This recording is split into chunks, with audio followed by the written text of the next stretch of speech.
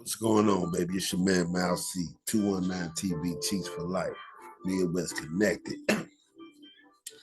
Brought to you by Urban Licensed Professionals, where I tell you, baby, life insurance is a must. GoFundMe is not life insurance. Life and accident insurance is really a must.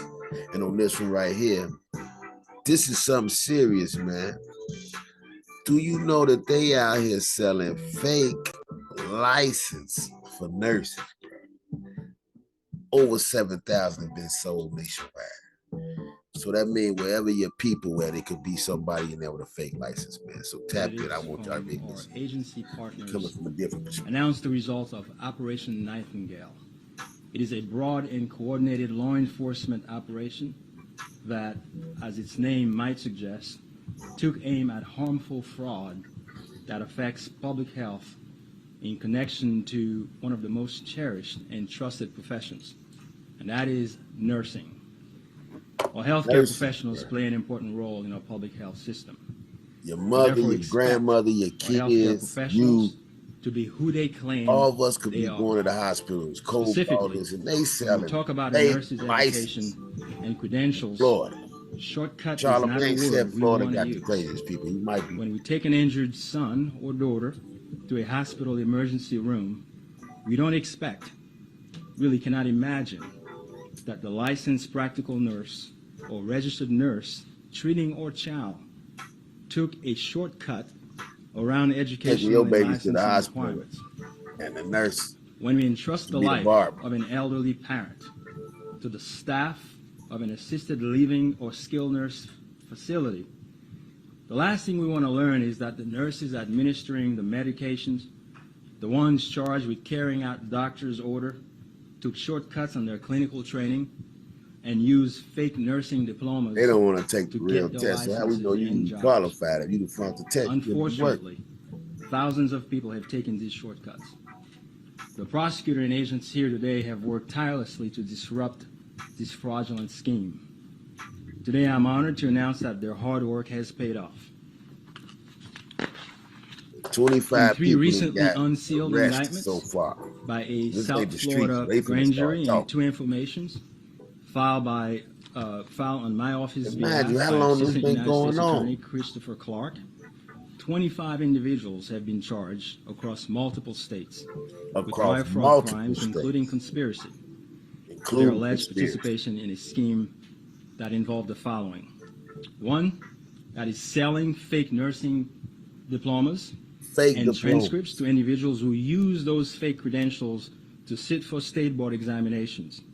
Now they selling fake license to people. Some of them might have been in class, but hey, like, yo, I got these licenses. You ain't even got to fake their credentials so they can get in these hospitals and get these jobs. Obtain their nursing licenses and ultimately get jobs at hospitals, skilled nursing facilities, and assisted living facilities. Arrests have been made in Florida, the old ones is New York, New Jersey, and Texas, and search warrant has been executed in Delaware. New York, so far, Jersey, we have made Texas, 21 Delaware, arrests, and there are 2 more individuals who are surrendering within the next 24 to 48 hours. This is crazy. Before I go on to discussing how this fraud scheme generally worked, I would like to introduce representatives from the FBI Miami and the Department of Health and Human Services Office of Inspector General, Miami.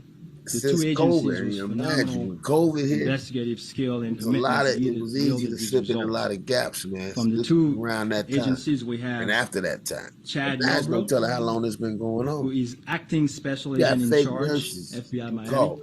We truly appreciate the work that you've done in the hospitals. We also have death situation. Omar, you got somebody. Omar Perez Ibar, come on. Special agent in charge, Health and Human Services Office of Inspector General, Miami Field Office. Again, we appreciate all the work that you've done in this investigation. This is crazy. Now, this is the team right here.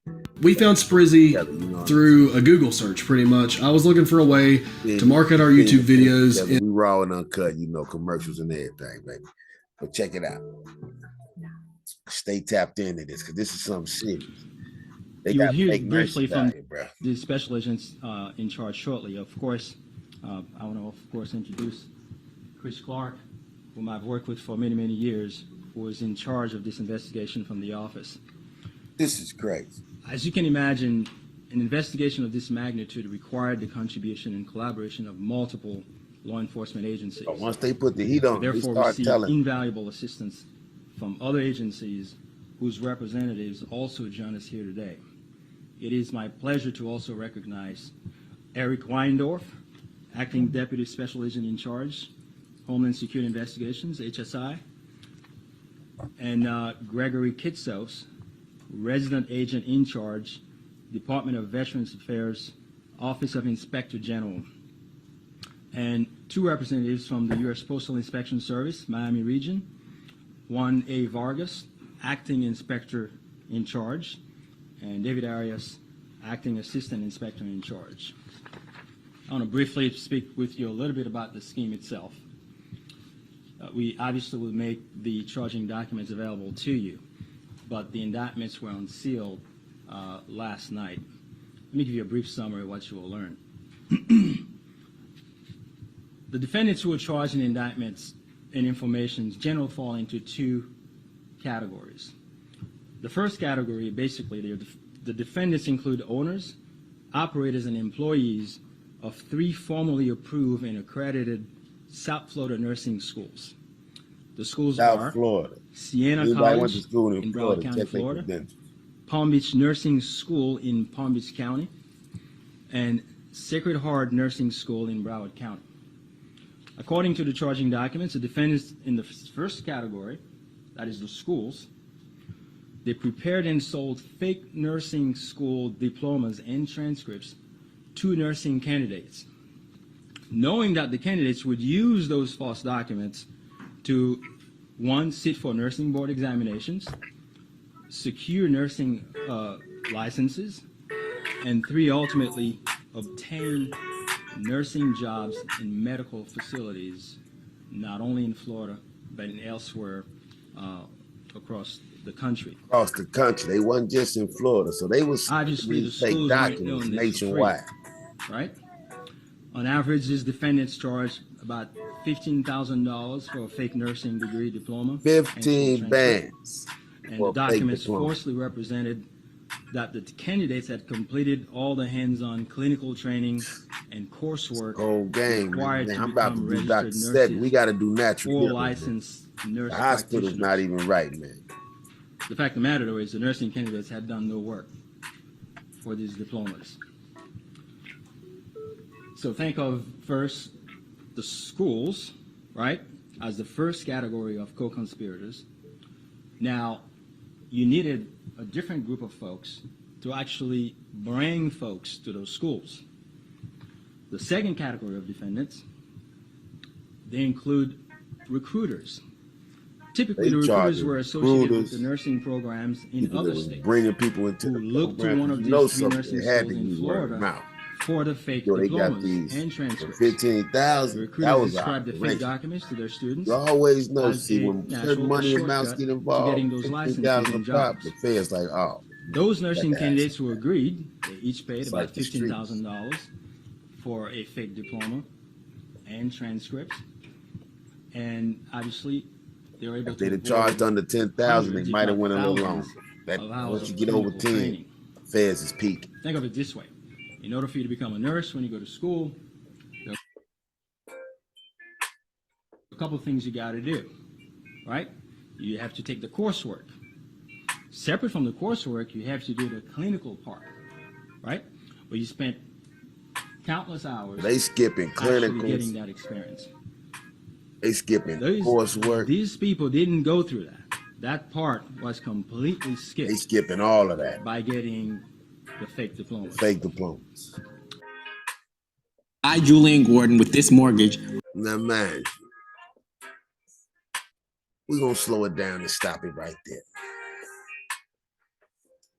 They got people out here with fake degrees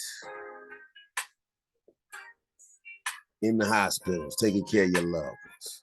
And you wonder why I say life insurance is a must. Life and accidental insurance is a must. Get covered. Get second opinions. Check credentials. When you put your people in these nursing homes, let them know, or you want to know, you got the right to check credentials of places to go. They got to show you that. If it's say Florida,